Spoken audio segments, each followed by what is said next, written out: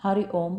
योगदास जय गणेश जोशी यांनी प्रवचनांमधून सांगितलेले कथामृत क्रमांक 190 व्यापारी वृत्ती. माणूस अत्यंत व्यवहारी झालेला आहे. त्याच्या नसानसात व्यापार भिनला आहे.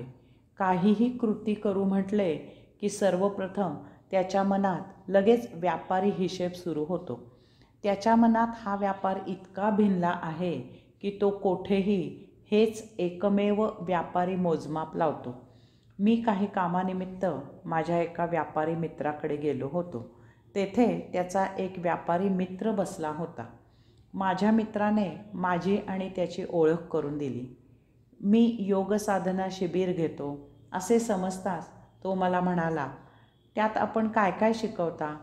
त्यावर मी म्हटले, मी शिबिरात योग, नमस्कार, प्राणायाम, ओंकार, विपश्यना, ध्यान ह्याचे मार्गदर्शन करतो.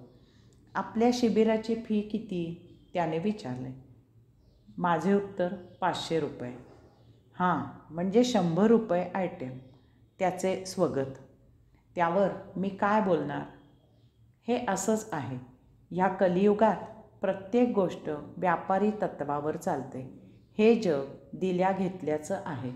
कोणाला काही करायचं म्हटलं की त्याला त्यातून लभ्यांश किती, कसा, काय, केव्हा मिळणार हे प्रथम स्पष्टपणे माहीत होणं आवश्यक असतं. तरच तो काही किंवा काहीही करायला तयार होतो. भूकंपात मदत कार्य करणाराही विचारतो, ह्यातून मला काय मिळणार? यात लभ्यांश दिसला तर तो कार्यकर्ते जमवतो. मिळालेल्या आणि जमवलेल्या मदतीचं राजकारण करतो, वाटप करतो आणि स्वाहाही करतो. काय दुर्दैव आहे पहा. सेवाभावी कामांना, धर्मादाय संस्थांना दान करावं यासाठी उद्युक्त करायला मिळकत करात सवलत जाहीर करावी लागते. अफलातून नगरीमध्ये बाळकोबा त्यांचा किराणा आणि भुसार मालाच्या दुकानात पिढीजात व्यापार होता. त्यांचा एकुलता एक बाळू नावाचा मुलगा होता.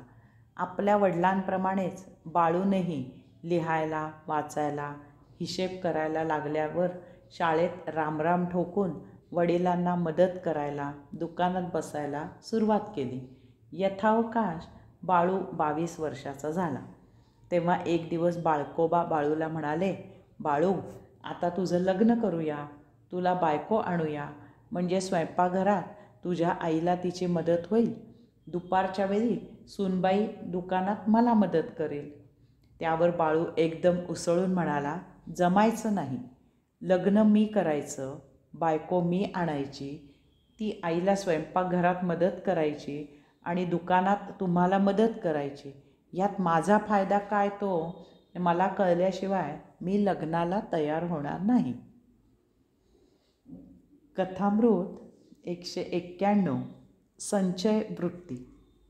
जीवाची संचय करायची वृत्ती महाविलक्षण आहे. ती इतकी पराकोटीची आहे की त्याचे विस्मय आणि आश्चर्य वाटते. इतकी बुद्धी असलेला माणूस संचिताच्या मागे इतका कसा लागतो आणि आपले आयुष्य उत्तम प्रकारे जगायचे सोडून तो केवळ संचय करत राहतो आणि त्यामुळे ते संचित उपभोगायलाही विसरतो. 12, 16, 18 तास पैसे मिळवणारा माणूस त्या पैशांचा आणि आयुष्याचा उपभोग केव्हा घेतो ते त्याचे त्यालाच माहीत. आमच्या कोकणात साप पकडायला कांबेरू म्हणजे त्रिशूळासारखे लांब दांड्याचे एक हत्यार वापरतात. कांबेरूत साप पकडला की तो त्या कांबेरूला 2-4दा चावतो. मग त्याच्या लक्षात येते की आता आपले आयुष्य संपले. मग त्याचे काठीने तोंड ठेचून त्याला ठार मारतात.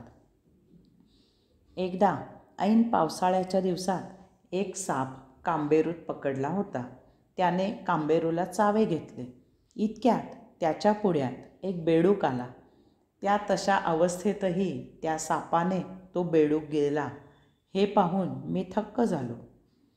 अफलातून नगरीत बाळकोबा महाकंजूस म्हणून सुप्रसिद्ध होते. त्यांनी कोणालाही कधीही काहीही दिलेले कोणालाही आठवत नाही. कोणी त्यांच्याकडे गेल्यास ते त्याला आपणहून पाणीही विचारत नसत. यामागे उगाच तेवढीच तांब्या भांड्याची झीज वाचली असा हेतू असायचा.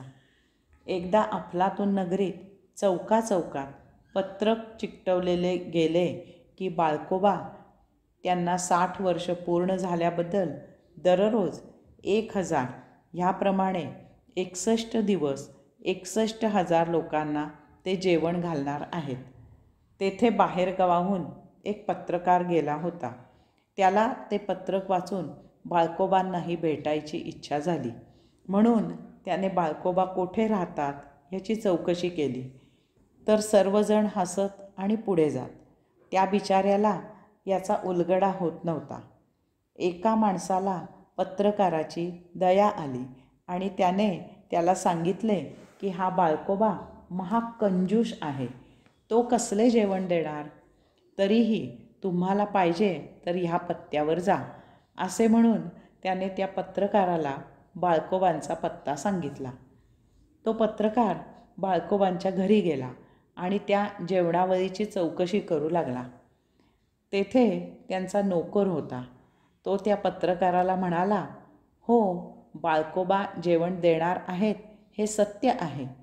फक्त ते विश्वाच्या प्रलयकालाच्या दिवशी देणार आहेत.